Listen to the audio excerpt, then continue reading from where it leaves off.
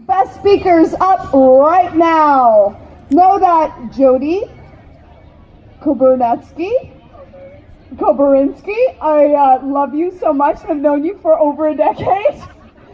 Know that Jodi has actually made a career of transforming food systems, and she was the actual wonderful executive director of the Organic Council of Ontario from 2009 to 2013. And she does incredibly important work as an ambassador for Dr. Vandana Shiva's International Seed Freedom Declaration and campaign. She is such an incredible speaker, such an amazing, wise mind on the organic movement. We are so incredibly grateful to have her as part of this incredible campaign. Put your hands together. Thank you so much for coming, Jodi. We love ya. Awesome. Thank you, all of you, for sticking it out. This is a beautiful, long day, and it's been a lot of talking and a lot of walking, and I expect that folks are getting tired. First of all, I want to thank my elders, the Raging Grannies, who've been inspiring me for many years. I was fortunate enough to be at an action that Phyllis was part of in Halifax back in the 90s. So I cannot wait till I can grow up and be a Raging Granny myself. Okay. So I wanted to talk to you folks a little bit about this idea of marching against Monsanto, and I'm really thrilled that so many people came out and were willing to stand up and speak their upset. But we do not transform the world by being against things. How we are going to transform this food system is by marching for the food system that we do want. For stepping up and saying seed is sacred. It is not for you to mess for profit. That is our collective heritage. Thousands of years of mostly women saving that seed as part of our collective heritage. Each and every seed is like a microchip filled with all of the information of the past and all the potential for the future. And for every seed we lose, and we have lost 93% of our commercial varieties of seeds in the last 100 years. And that is a terrifying reality for me, because when I look at what we face moving into the future with climate change and climate chaos, and our capacity to continue to feed ourselves is not going to be maintained with a monoculture mind. With this idea that seed can be produced centrally somewhere and shipped all around the rest of the world, and that's going to provide nutrition for you and me, that is a false hope. One of the things that Tony pointed to was this missing art in farming, where farmers are connected to the land, where they are stewarding those resources.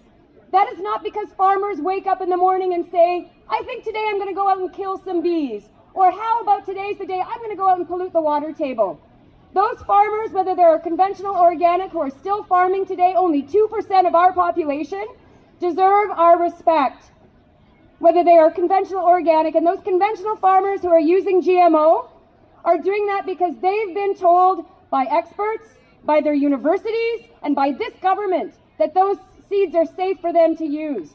But I can tell you, I go to conventional farm conferences on a regular basis, and I have had over the last 2 or 3 years a number of conventional farmers come up to me and tell me that their vet costs are going through the roof, that they are increasing the amount of nutritional supplementation they have to put into the diets of their animals. But these problems are not occurring on the organic farms. And increasingly, conventional farmers are rejecting GMOs. They're very quiet about it, but they're doing it, and they're doing it because they're not profiting from it any longer. So you may be saying to yourself, okay, it's great that we've taken on the food system, but I'm just one small person and there's only what I can do. What you can do is plentiful. In no other part of the economy do you have the capacity with every dollar you spend to change the system we have. You don't have that kind of control over energy. We are stuck with cars. So you can stay home or you can drive a car. But with food, you have a choice. You can stop supporting fracking by not buying food grown with nitrogen fertilizer. You have that power. Don't worry about whether you can afford 100% organic food. Please choose something from the grocery store or the farmer's market that you didn't buy last week organic. If every single person in this park right now bought one thing from Organic Meadow, you would keep 100 farm families in business. It's that simple. So I'm going to invite one more conversation we haven't had here, because we do have a couple powerful speakers left who will get to some of this stuff. You've seen some really professional looking organizations. Canadian Biotech Action Network has been holding it down for you folks staying engaged in this issue for years and years and years. That costs money. The Canadian organic growers have been doing it for over 30 years. It costs money. So if you feel inspired by things you've seen happen here today, I encourage you to go online, find these organizations, the Organic Council of Ontario, Ecological Farmers, and make a $20 donation. Or go around to one of these organizations who are here, reach into your pocket and give them $5. Because we can't keep doing this work without your support. But we also can't professionalize this movement to the point where we don't have engagement. And what we really need is each and every one of you to become an organic ambassador. Step up, pick up the phone, call your MPP, call an MP, and demand the food system you want. Thank you. Woo!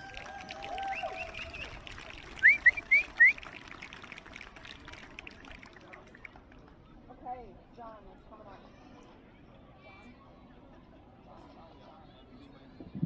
Hey guys, have you enjoyed the beautiful market?